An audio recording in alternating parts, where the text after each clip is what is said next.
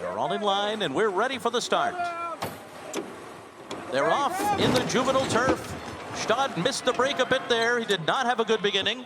Hey, Nene, showing early speed. Street Beast is 2, and between them it's Outfielder. It's these 3, and oh, they're flying.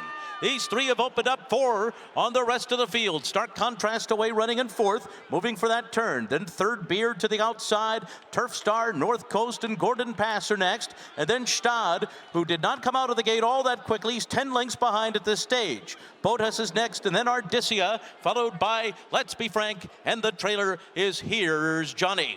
That first quarter was 22.2 seconds. Outfielder and Hey Nene battling it out up front to half length behind. They've opened up 4 on Street Beast, who's been taken back off the pace now to sit 3rd. Stark Contrast is 4th, Turf Star 5th on the outside. Then it's 3rd Beard, Gordon Pass, and Gstaad is steadily gaining ground to the outside of them. Gstaad is now within 6 lengths of the lead as they make their way into the far turn. So it's the top 2 still. Outfielder on the inside, and Hey Nene on the outside. They've got 2 lengths on Stark Contrast, who's cut into the gap, and right to the outside is Street Beast. Gstaad is in 5th, moving wide on the turn, but still well in contention here under Christophe Soumillon. And here comes Gstaad, moving up quickly on the far outside. They're into the stretch, and Gstaad has forged to the front with 1 furlong to run. He's taken charge from Hey Nene. Stark Contrast is next, and then Street Beast. But no doubt about who the best is. It is Gstaad in the Juvenile Turf. Stark Contrast was 2nd, North Coast was 3rd, then Street Beast. Make it 8 victories in the Breeders' Cup Juvenile Turf for Aidan O'Brien. Gstaad from the outside post. Against all odds, he gets it done today. Post 14, 1 for 15 the last 5 years. That's a massively impressive performance from Gstaad. I thought he had a horror trip going into the first bend because I think Christophe Soumillon wanted to be more prominent than he was. Then he was stuck wide. Something kept him hung up 3 out wide going into that bend. Yet this, watch this from the gate. So he tries to follow Hey Nene Never, and then he can't get in close enough to him. And in the end, he's hung up out wide here, Joe. Yeah, now I think what helped him too in the end was you could see these 3 horses going out there really quick with Outfielder and then Hey Nene hooking up. They did slow it down a little bit down the backside, but yeah, you could see the winner side. It's about 3 wide right there, but still from that 14 post, that's a very, very impressive effort. If you watch him out of the gate, and it's something I mentioned on our racing coverage day in, day out, the inside post is bad. Sometimes the far outside, when you don't have a horse drawn to the outside, a horse will veer to the right. If you watch the start again, he drifts to the right. It costs himself maybe a length and a half of where he could have been tactically a little more forward. And I think that was the difference, especially going into that first turn. I thought Christophe Soumillon did a great job to come from post 14 to only be 3 wide around the turn. He's not getting cover here. He's seeing daylight, and you can see he's just picking horses off one by one down the backside. I mean, he's just clearly a very good horse, as we've seen.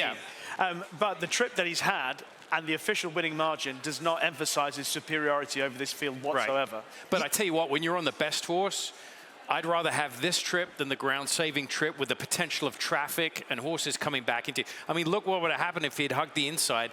Maybe he follows the 8, but he gets a clean trip here. There's no excuses.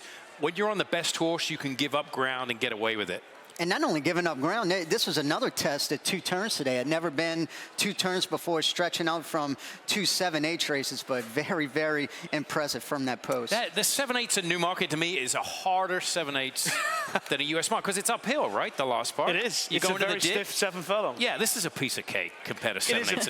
It is a piece of cake, but can you imagine asking a horse to run the way he's done around this field? I mean, that's a huge performance. Yep. I'm extremely impressed. I said before the race, I think he's a high-class horse, but I didn't think he was this good.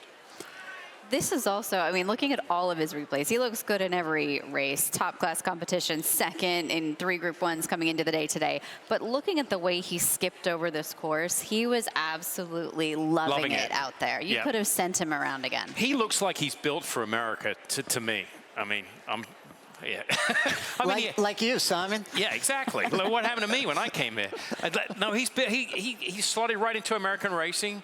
You know, he took the turns well. He covered it. He crossed and cleared, got in, accelerated nicely. The 8 ran well. Stark Contrast. And then Joseph, the pupil and the master, finishes 3rd here.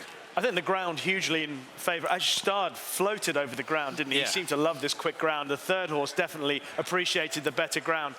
I'll be surprised if in this interview, when Aidan speaks about Gstaad, he doesn't mention a horse called Albert Einstein, who is his top 2-year-old, or the best horse I think he's got amongst his juveniles.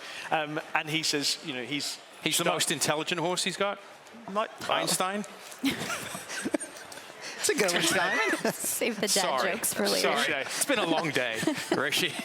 He walked right into that one. Gstaad home on top and very impressive at 6-5. Kazushi Kimura rode a beautiful race, sitting back off that early pace. He actually sat in the perfect spot, I thought, with his runner. Stark contrast from Michael McCarthy. That strong late pace figure coming into the day. He gets second after diving through along the inside. You mentioned North Coast in third. Street Beast off a demanding campaign at Kentucky Downs. They'd have to be happy with an on-the-board result with him. No question about that, for sure. He ran a huge race for Ben Colebrook. And you were right, Rishi, about outfielder. I mean, going to the lead. I mean, he didn't get much help with the 13 pushing him. I mean, it was over into the first turn for the 2 and the 13. I think to Joe's point, that really helped a horse like Gstaad because they went as hard as they did in the early part of the race. It thinned the field out and he wasn't hung up as wide as he could have been. Correct. And also because they've gone that pace, he's able to settle into his stride. And he wasn't keen like he was in the Dewhurst today. He was able to get into an easy rhythm and he was much more tractable. There were a few horses with some, you know, maybe traffic trouble, and you're going to get that in a full field. But to your point, Simon, if he circles the field, this horse was much the best today. Yeah, I think I always, especially on this turf course, I think, you know, having trained winners here, when you're on the best horse, sometimes it's better off to take the overland trip than the inside, where traffic can potentially be a big problem, especially with a 14-horse field. Gstaad home on top, your Breeders' Cup Juvenile Turf champion. Number 14, Gstaad was first. Second, number 8, Stark Contrast. Third, number 6, North Coast. Fourth was number 2, Street Beast. And fifth was number 1,